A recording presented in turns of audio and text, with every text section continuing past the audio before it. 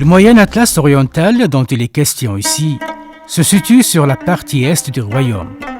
Dans cette région montagneuse accidentée, 10 communes rurales et 2 communes urbaines appartiennent à la province de Boulmen.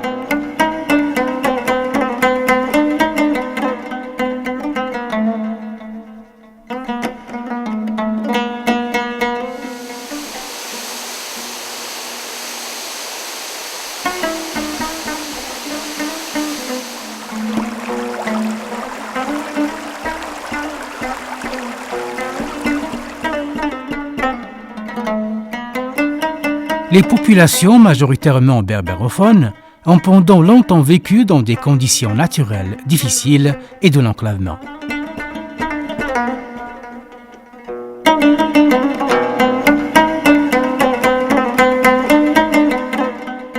Cependant, l'espoir d'un développement local durable est apparu depuis peu grâce à de nouvelles initiatives et une appréciation novatrice de la région par les acteurs locaux.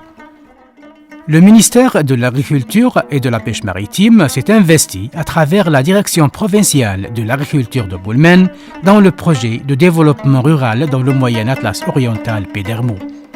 Un projet cofinancé par le FIDA, l'OPEP, le gouvernement marocain avec les bénéficiaires.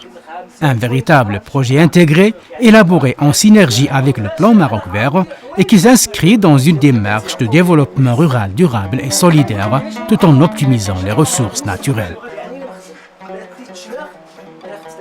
Ce projet ambitieux d'un montant global de 306 millions de dirhams s'inscrit dans le cadre de la politique gouvernementale du plan Maroc Vert et notamment le pilier 2 est basé sur une approche participative faisant de la concertation, du partenariat et de la contractualisation entre les différentes parties prenantes la base de l'identification et la mise en œuvre des activités du projet. Le projet de développement rural du Moyen Atlas oriental, c'est un projet structurant pour la région de Fès-Boulmen. Il intervient dans une zone de montagne assez éparse qui s'étale sur les 2 communes rurales sur une superficie de 500 000 hectares. C'est un projet qui traite un certain nombre de problématiques, celles liées à la production et la productivité. Et du fait, il intervient par un certain nombre d'actions qui consistent à augmenter la production, que ce soit animal ou végétal, et un certain nombre d'aménagements hydro-agricoles et de pistes et d'AOP.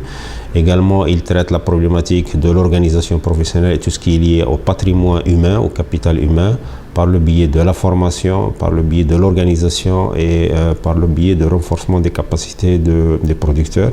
Et également, il intervient dans la composante, environnementale, par le biais d'un certain nombre d'actions qui consistent à limiter et à réduire un petit peu la dégradation des ressources naturelles, essentiellement forestières et pastorales.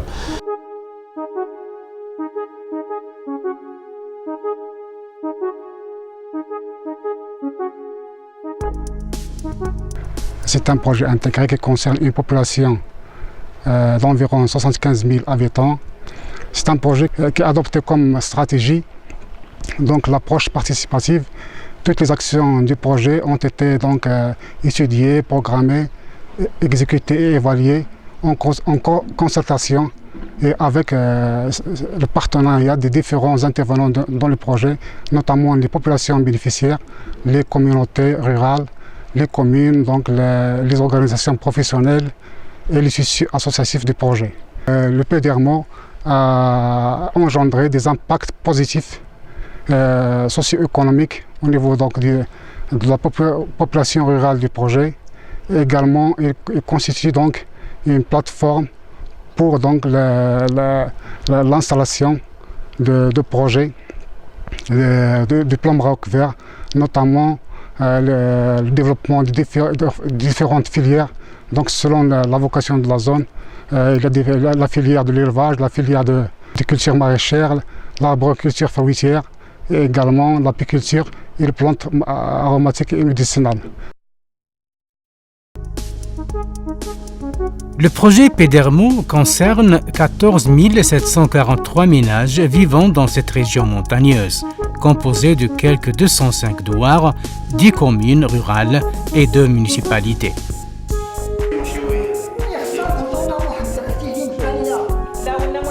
L'ensemble des actions émanent des bénéficiaires dans le cadre d'une approche participative. Ces actions ont été identifiées et consignées dans des plans de développement des douars, avec pour objectif de garantir la durabilité du développement économique par la mise en œuvre des ressources hydro-sylvo-pastorales, d'atténuer la dégradation des ressources naturelles grâce à des actions de lutte anti-érosive, de restauration du couvert végétal et d'amélioration foncière, tout en favorisant la promotion des micro-entreprises dans des domaines très variés, artisanat, écotourisme et transformation des produits agricoles, et tout en facilitant de manière durable l'accès aux services financiers de proximité en faveur du groupe cible, en particulier les femmes et les jeunes. Ainsi, des actions visant le renforcement des capacités locales par le biais de cours d'alphabétisation, formation, conseils ont été réalisées avec un accent mis sur l'aspect genre.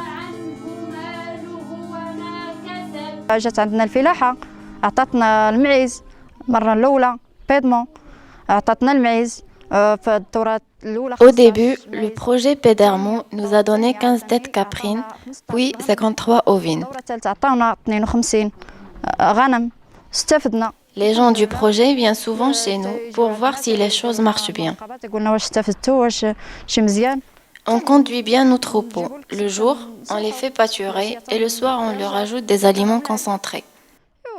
Les femmes, toujours dans le cadre du projet Pedermo, bénéficient de cours d'alphabétisation. Actuellement, elles savent écrire, lire l'arabe, le Coran et composer les numéros de téléphone.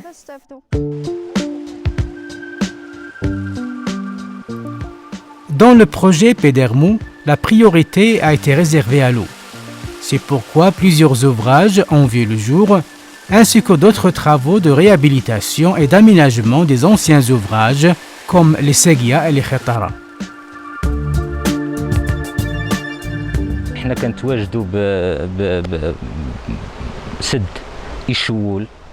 Je suis près du barrage Ishoul, qui a été réaménagé dans le cadre du projet Pedermo.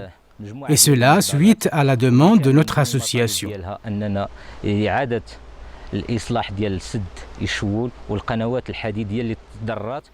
Les aménagements ont concerné aussi bien le barrage que les canaux principaux en acier qui ont été endommagés suite aux inondations qu'a connues la région en 2008.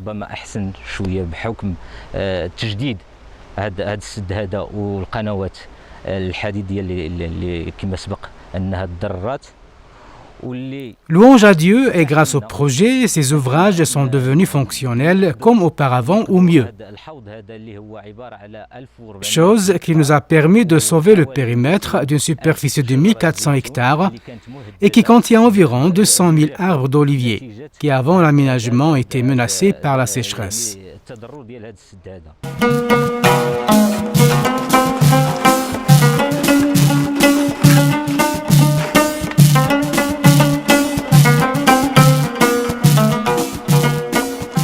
Au niveau de la composante aménagement hydro-agricole, le projet prévoit la construction de 106 km de Segia, 19 seuils de dérivation et 1 km de Khetara.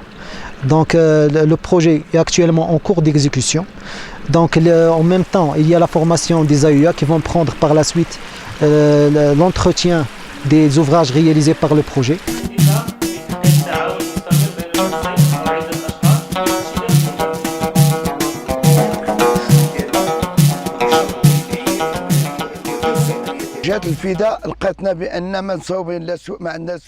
Quand les gens du FIDA sont venus chez nous, ils ont trouvé des ségias en mauvais état, en terre, avec une grande perte d'eau. Ils ont décidé de les bétonner. Effectivement, les ségias ont été aménagés, nettoyés et bétonnés. Les pertes ont été minimisées et l'eau arrive rapidement sur nos parcelles. Bref, on irrigue sans problème.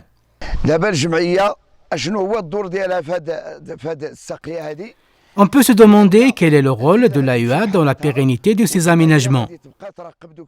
La réponse est claire. En effet, le FIDA va partir. Et c'est l'association qui va veiller sur l'état des ségias et c'est elle qui s'occupera de tout aménagement après. D'autres aménagements ont concerné le désenclavement des douars et le bien-être de la population.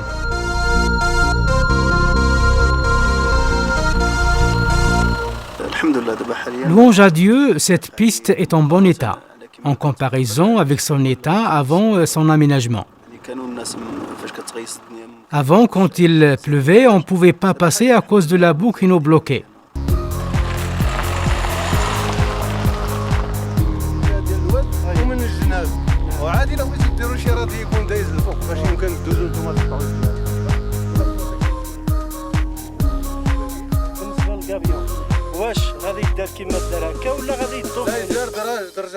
كنا شحال هذه كنا دوزنا لا ليني ديال الماء من هنايا كانت ديك الكاليتي ما مزيانه. Avant, on a installé le canal qui nous amène l'eau potable ici au milieu de la piste.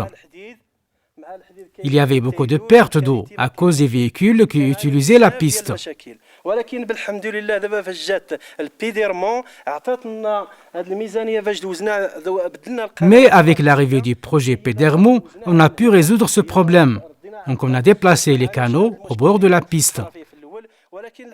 Ainsi, on a pu surmonter tous les problèmes qu'on vivait avant.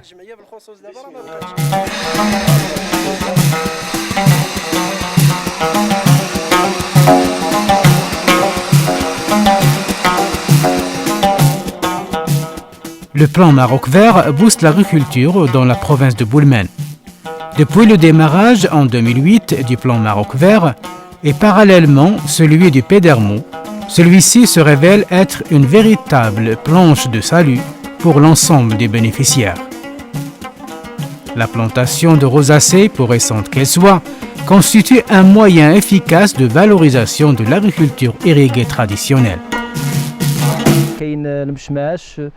Ce sont des abricotiers, des cerisiers et aussi des pruniers qu'on a distribués aux adhérents de la coopérative.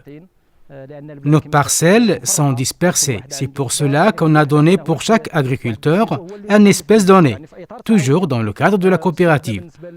On a bénéficié de la distribution des plants 2 fois, en 2011 et en 2012. Par exemple, ces abricotiers, on les a reçus en 2011.